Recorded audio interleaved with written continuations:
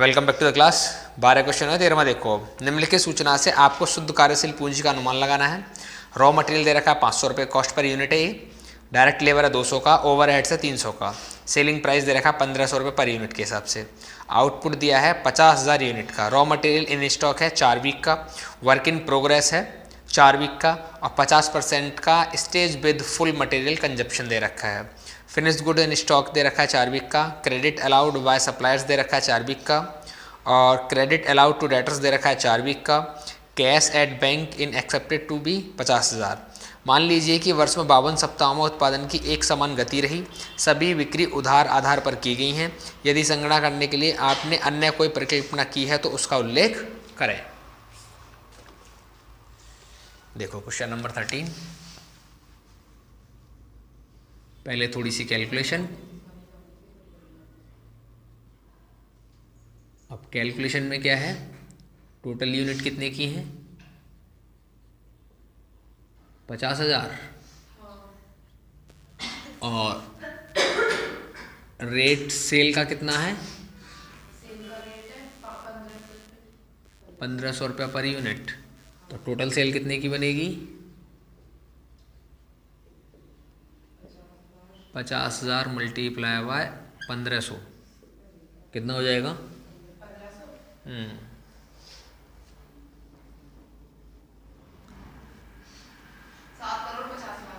7 करोड़ 50 लाख।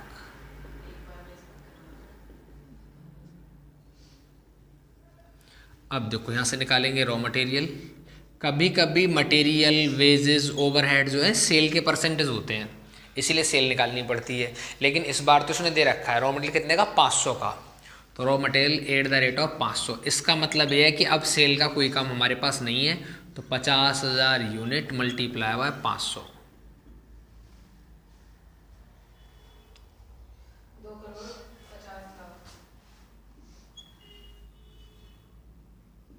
2 करोड़ 50 लाख रुपया। इसके बाद दे रखा हमको लेबर या वेजेस और एट द रेट ऑफ 200 रुपया। तो यहाँ लिखेंगे 50,000 यूनिट और 200 रुपये की एक यूनिट। 1 करोड़।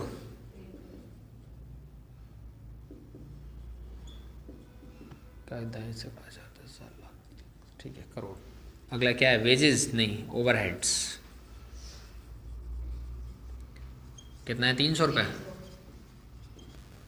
इसको करेंगे 50,000 मल्टीप्लाई बाय 300, ये हो जाएगा 1 करोड़ 50 लाख रुपया। ठीक है, ये वैल्यू बन गई। अब करना क्या है? वर्किंग कैपिटल की कैलकुलेशन करनी है। कैलकुलेशन ऑफ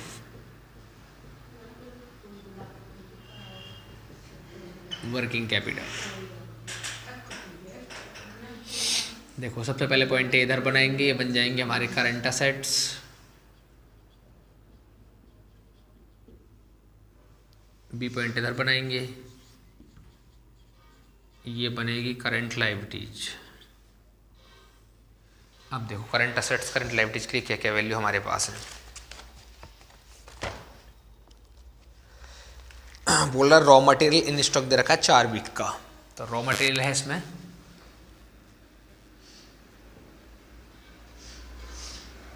4 वीक का। रॉ मटेरियल कितने का हमारे पास? ये रहा 2 करोड़ 50 लाख।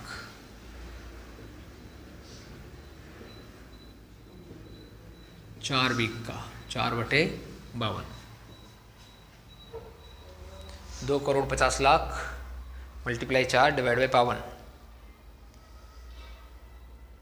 या पहले ऐसा कर लो, 2 crore 50 lakh divide by 52 multiply 4।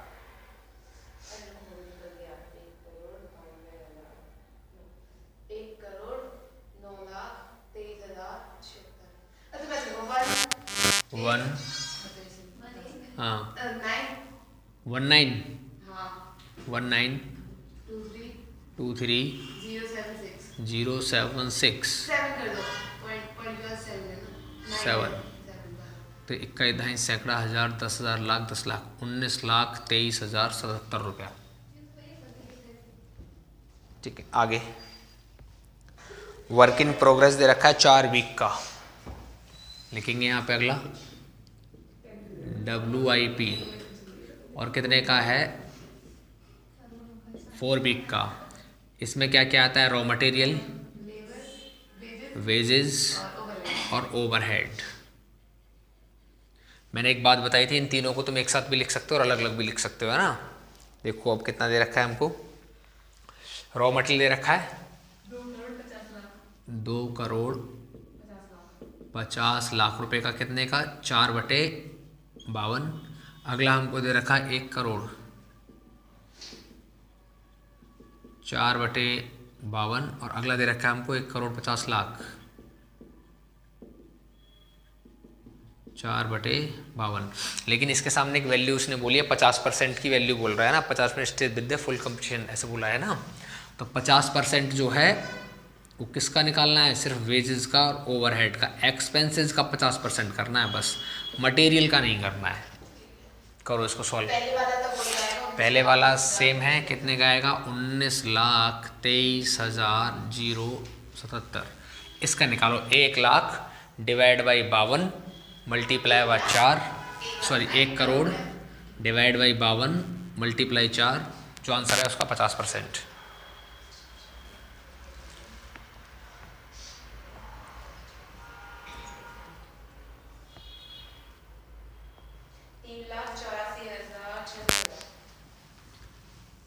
$3,84,615, इसका निकालो।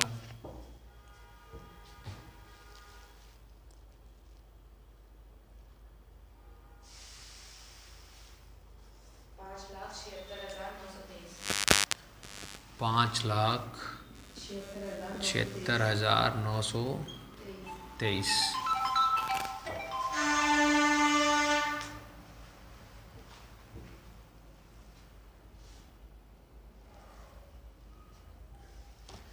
नेक्स्ट अगला, इसमें वैल्यू दे रखी है हमको शायद फिनिश गुड्स की।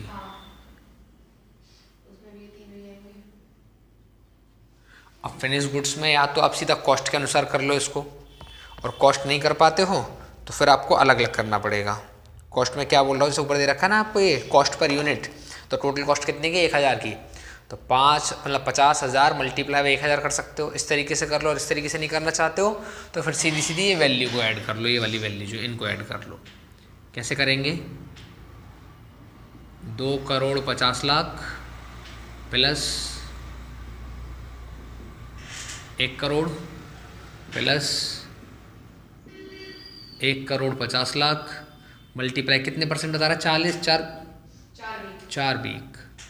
या तो इसको ऐसे कर लो, और ऐसे नहीं करना चाहते तो इसका दूसरा तरीका क्या है, दूसरा तरीका ये है कि 50,000 आपके पास यूनिट है, और उन 50,000 यूनिट का जो रेट है कितना है 1,000 है, और इसका कर दो कितना 4/52। कॉस्ट तो 1,000 की है ना पूरी। ये ज़्यादा आसान दिख रहा है, इन सबको जोड़ के गुणा भाग करने से ज़्यादा आसान ये वाला। दोनों में से कोई भी एक वैल्यू आप लगा सकते हैं।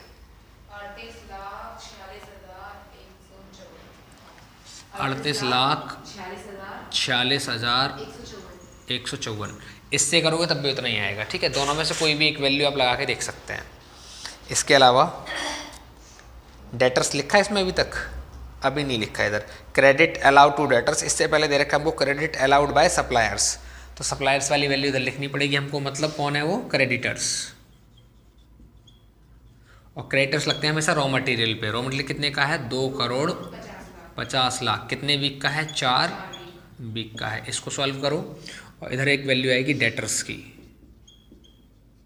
डेटर्स भी फिनिश गुड्स के जैसे लगते हैं, तो 50,000 मल्टीप्लाई बाय 1,000 मल्टीप्लाई 4/52। इसको भी 4 वीक का है शायद, सब 4 वीक के हैं।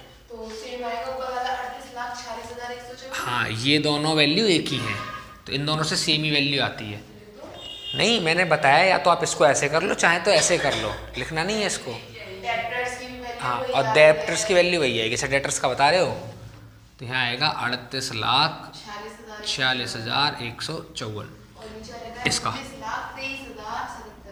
19,23,077। ठीक है। अब और देखो इसमें और क्या वैल्यू है। कैश एट बैंक दे रखा है 50,000 का, यहाँ लिखेंगे कैश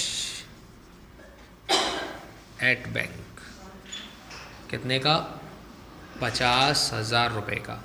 इसका कर दो टोटल, पॉइंट बनेगा ए, टोटल करंट असेट्स, इसका बनेगा point B, total current liabilities. इसका टोटल कर दो सबका,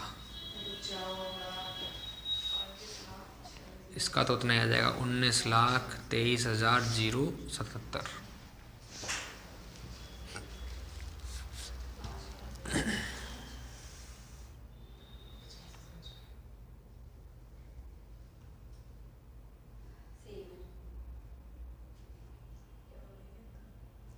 संख्या बोल दो, संख्या बोलो।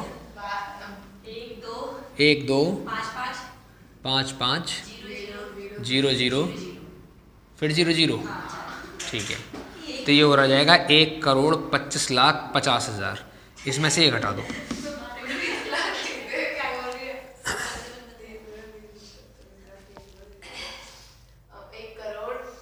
6 लाख